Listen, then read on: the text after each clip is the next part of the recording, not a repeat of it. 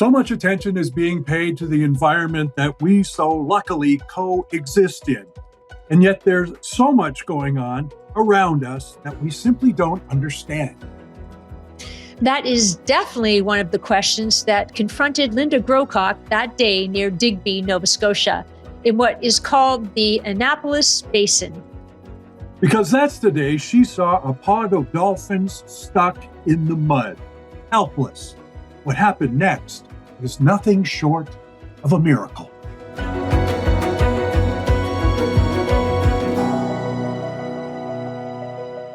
Well, Linda Groocock, welcome to Believe in People. Oh, thank you for having me today. So here we are speaking to you in Annapolis, Royal, Nova Scotia, which obviously is in the Maritime Provinces, which means you're next to the sea. I just want to know, initially, was it a regular day for you? And were you just driving along and then all of a sudden you saw how many of these poor little white-sided dolphins stuck in the mud? Well, I was actually going to Digby to pick up supplies for foster kittens that we had, and also to meet with a lady at a fish plant who was saying there were some feral cats there. And there is a thrift store chain throughout Nova Scotia called Guy's Frenchies, and I like to stop in just to have a look and see if there's any stuffed animals for our dogs. And I was initially going to stop in there first, and I thought, no, I'll head right to the fish plant. And I talked with the lady there and stopped on the way back, went in, had a look around, came out without anything. And I had parked facing the Annapolis Basin, and I saw a movement in the water, but I thought it was maybe just waves hitting a sandbar because it was kind of brown looking. And there was a gentleman in the car beside me with binoculars. So I pulled mine out. You probably heard on any of the other broadcasts that my friend Kathy always says, carry your binoculars. So I pulled them out, and lo and behold, I saw dolphins feeding, and I was just so excited because I'd heard they were in the Annapolis Basin, but hadn't seen them till that day. And quite honestly, I think if I had done things in a reverse order, I wouldn't have seen them that day. So I do think whether it's serendipitous or karma or spiritual, something I think made me be there that day. And Linda, so just for the listeners and viewers, you're a semi-retired registered veterinary technician. So you're aware, your radar is out there. What happened next? What happened when you saw these dolphins? Well, I wanted to get closer because it's just so exciting.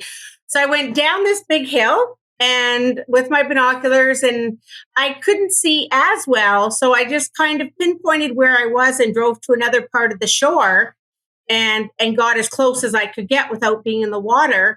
And I noticed a tail flipping in the distance. And that's when it occurred to me that they were starting to beach because the tide was going out. Oh, so they were getting stuck. Yes, they were. I think they were so caught up in eating all the fish that they started to get stuck. Well, now, has anything like this ever happened to you before? Never. You see articles in a magazine or a newspaper or on television, but never did I expect that it would happen to me. And it just, it's both exciting and frightening all at the same time. It's a crazy mix of emotions. And how did you manage then? So what happened? How did you rescue the dolphins? You rallied the community. Take us through that. Well, I knew about the Marine Animal Response Society or service, one or the other, in Nova Scotia. And a friend had told me about them. So I knew to contact them first. They asked for some pictures and coordinates of where they were. And then they said to me, well, don't go out there. It may not be safe, but anyone who knows me knows I'm not going to obey a warning like that. And then I called my friend Chris to see if he could come.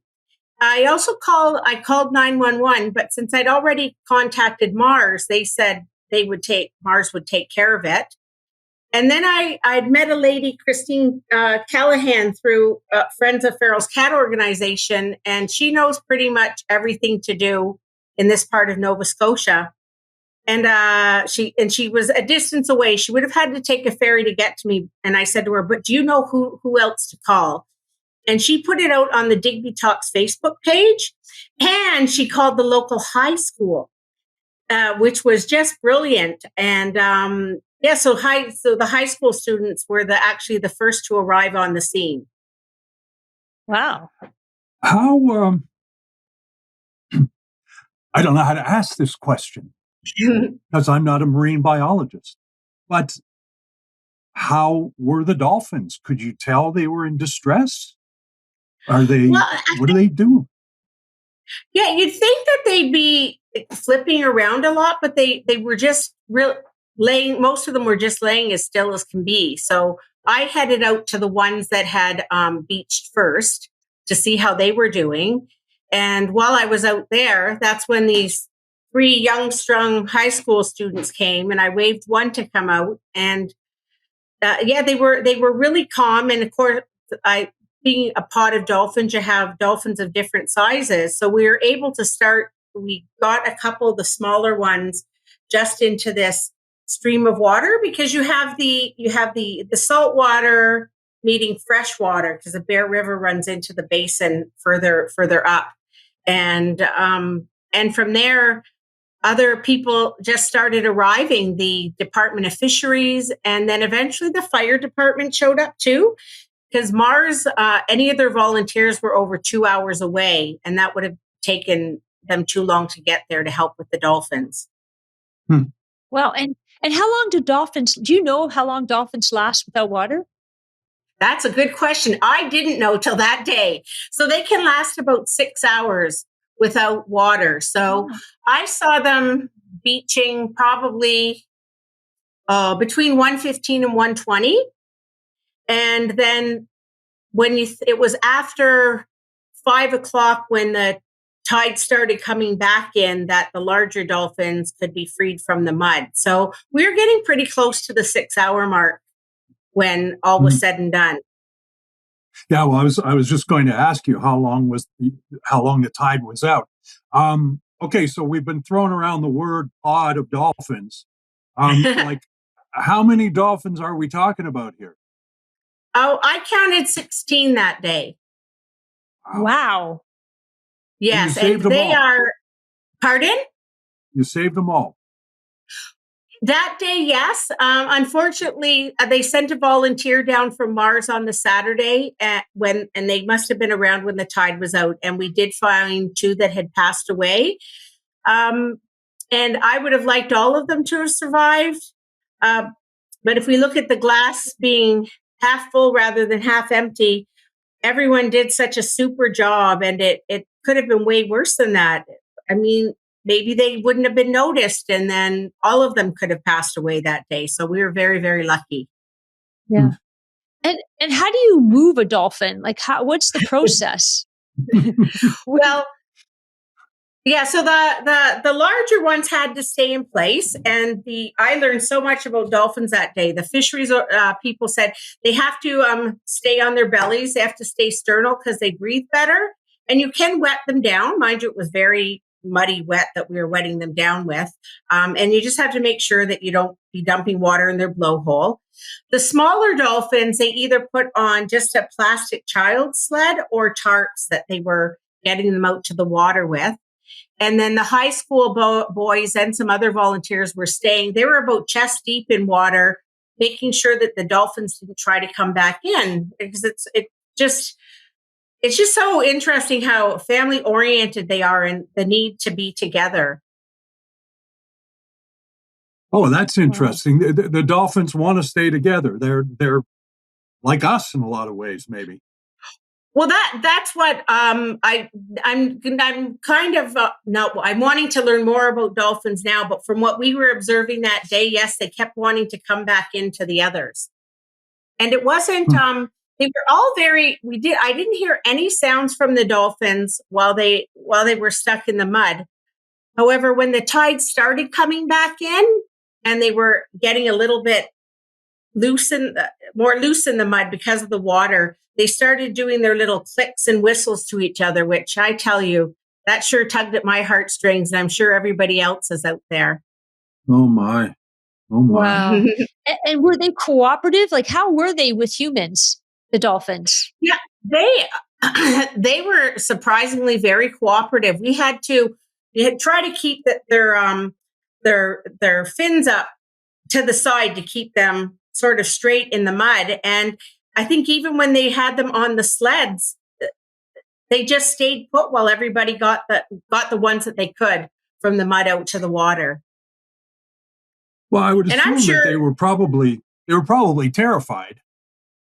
Oh, I can't even imagine how that would feel, because now you're totally out of your element. But they were a very, very calm species that when they were with us that day. And you wonder when you hear these stories of dolphins rescuing fishermen and different things, wondering like they are sentient beings and what kind of communication is going on. I'm sure everybody out there was talking to them like I was. You say, "Don't worry, we're all here to help you. It's going to be okay." And I gave them a kiss or two, but maybe other people did too. And it's just the commute. There had to be about 35 to 40 people out there. I don't know how many people lost their shoes and socks and everything else to the Fundy mud, but nobody seemed to mind. They were just happy and wanting to do what was best for the dolphins. Wow. So from start to finish, how long was this process? So I contacted Mars by about 1:30 in the afternoon.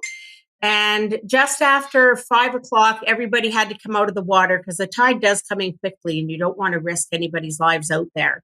And that's when the larger dolphins were freed from the mud. So, about a 4.5, probably 5 hours from beginning to start when I first maybe noticed them.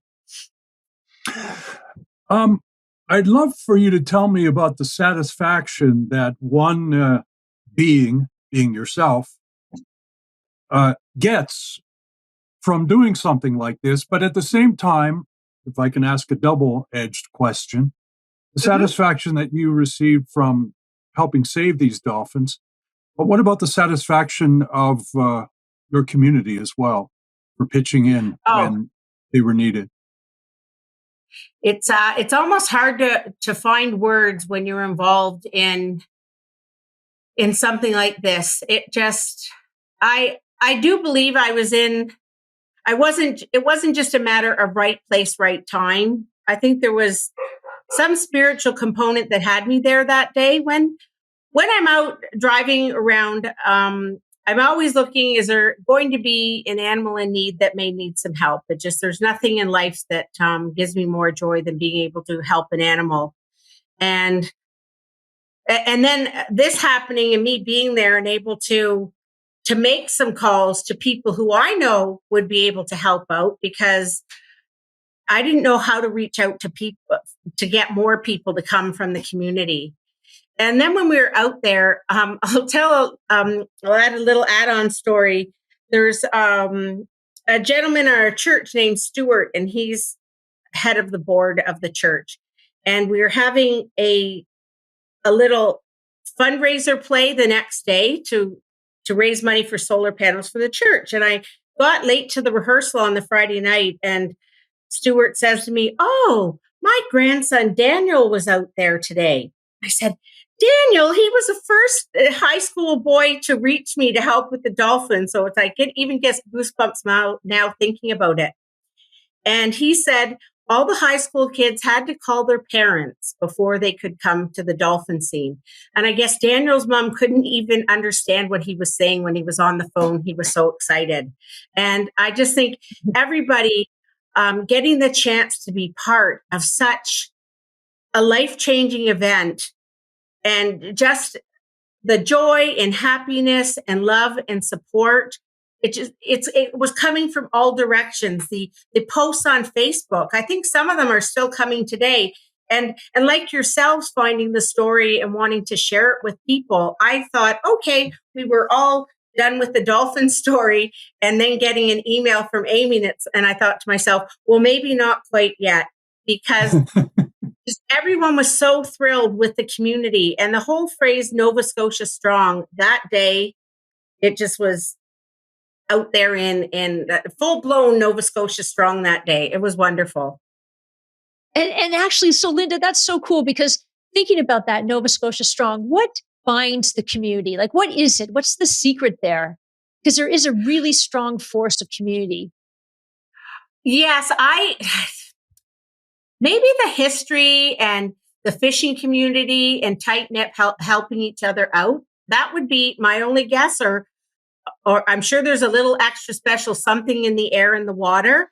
Everyone is just so friendly out here. I mean, I'm from Ontario, and they don't know if I'm coming out here with big city views or anything, which I wasn't. But I just wanted a quieter life with friendly people, and they have it nailed down. I mean, even when you call a government services or healthcare, and you know that they're getting a million calls a day, just especially with the status of service providers and things, and everyone is still so very friendly. And yeah, I just wish we could spread more of that around other parts of the country at times, because they have a good outlook on life, and everyone is just hardworking, and and a good sense of community. There are these little community halls all over different parts of the province, and all of them are active, which is just fantastic. So it gives you a sense of how everybody is in gathering and helping.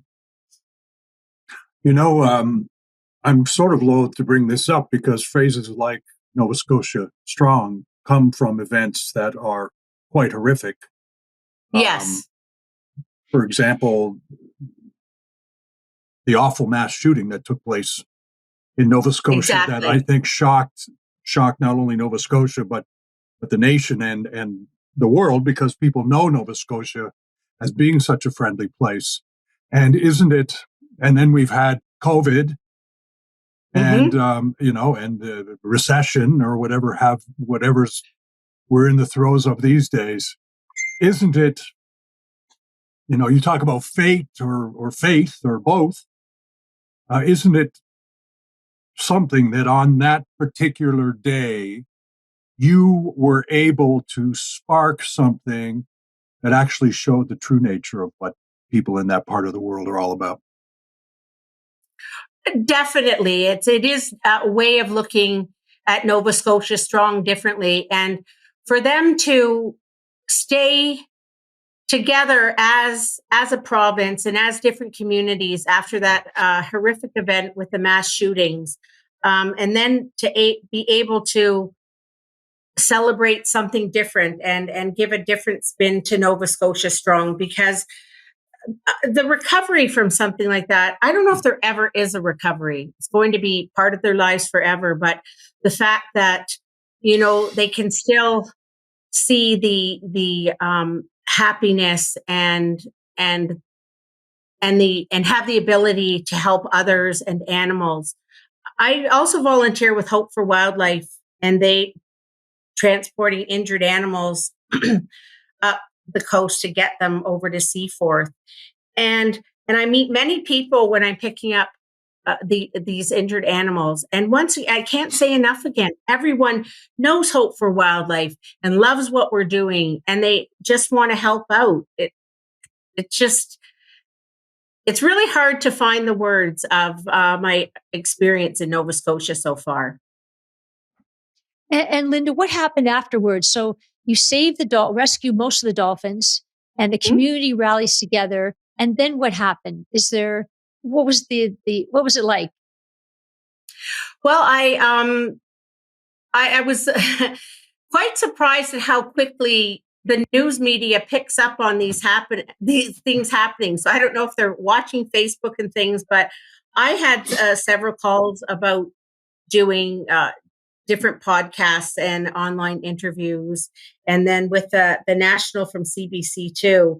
And it's sort of, you think after that, it's like, okay, the story's been reported, but the number of Facebook comments still coming in on the dolphin rescue, where it was just, you would think they would have stopped, but they just keep coming, because some people aren't on Facebook and they come back and say, oh, thank you to everybody for what they did.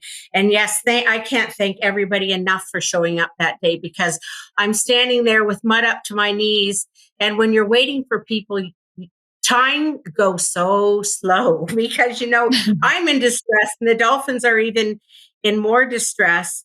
And yeah, it's just, it's so wonderful the way that things occurred. And still people make reference to, oh, you help with the dolphins. And then I had to go back to Ontario, and everyone's, tell me about the dolphin story. And so I think, I know for me, if I'm ever an old lady losing my mind one day, probably the one story I'll repeat over and over will be the day of the dolphins in Digby, Nova Scotia. That's for sure. The Day of the Dolphins. I've heard that before. Yeah, I think it is a phrase from somewhere. Yeah, it's a movie.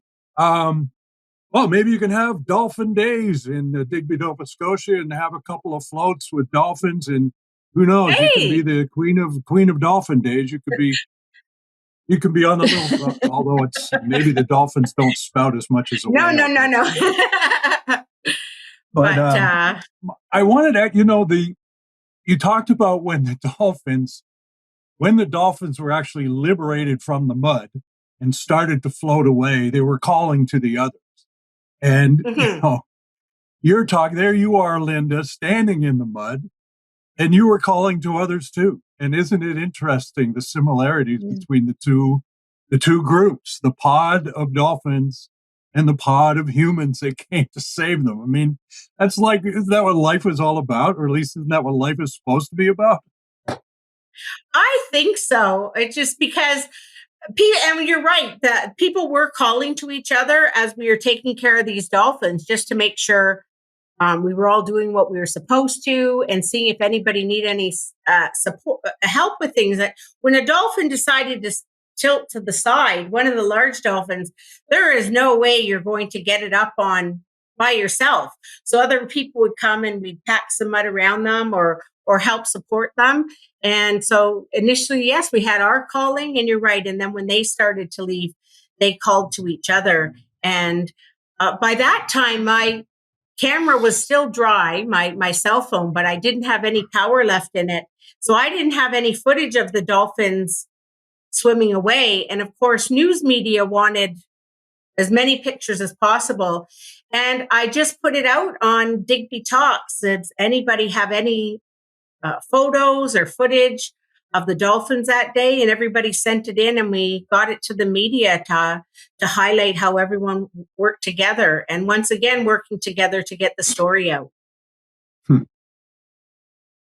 And Linda, this may be a really obvious question, but let me put it this way. So each week we ask our guests, because this show is called Believe in People, why you believe in people. But I think particularly now with everything that's gone on, our pandemic and war and really tough times, this really probably elevated your thinking around people. And we want to ask you, why do you believe in people?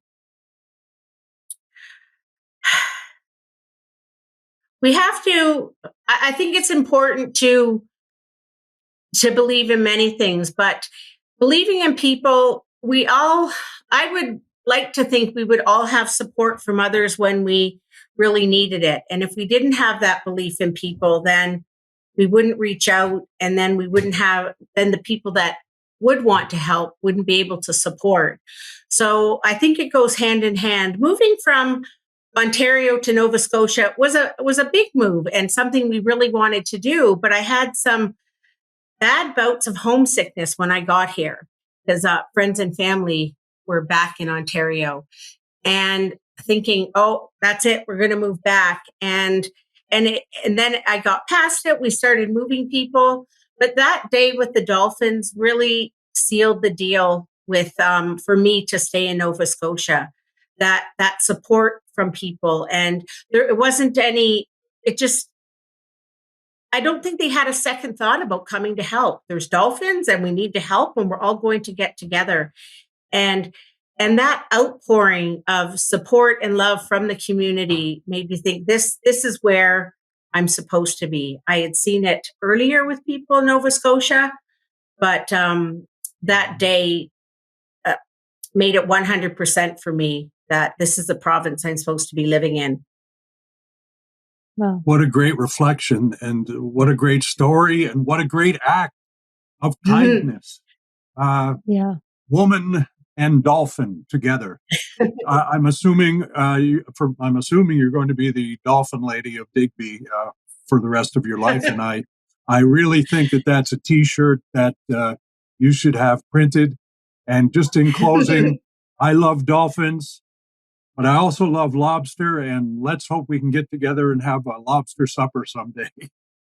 Thank you for joining. If you're ever out here, please reach out. It would be nice to meet both of you in person. And thank you for giving me the opportunity to share this story, because like I said, it wasn't just me. It was a whole community coming together. And when you get a phone call and people saying we're on the way, it's amazing. Wow. Thank you so much, Linda. It's been an absolute pleasure. Oh, well, thank you very much. There are so many inspiring, good, real people out there that you don't really have to look too hard to find them, because every once in a while, they're called into action, and people like Linda and the folks of Digby, Nova Scotia, they just know what to do. It's instinctive. And, Kevin, having listened to Linda's story, I'm not sure who rescued who. I think that maybe the Dolphins were the calling for Linda. She wasn't sure. Yeah. She was nervous about her move, and here she found her home. So I think that that's a love story, in fact. What a great insight. If you've enjoyed this episode, as we have, we really encourage you to subscribe to Believe in People, because we don't want you to miss any of the good feeling stories that we share. Thanks for joining us. Bye-bye.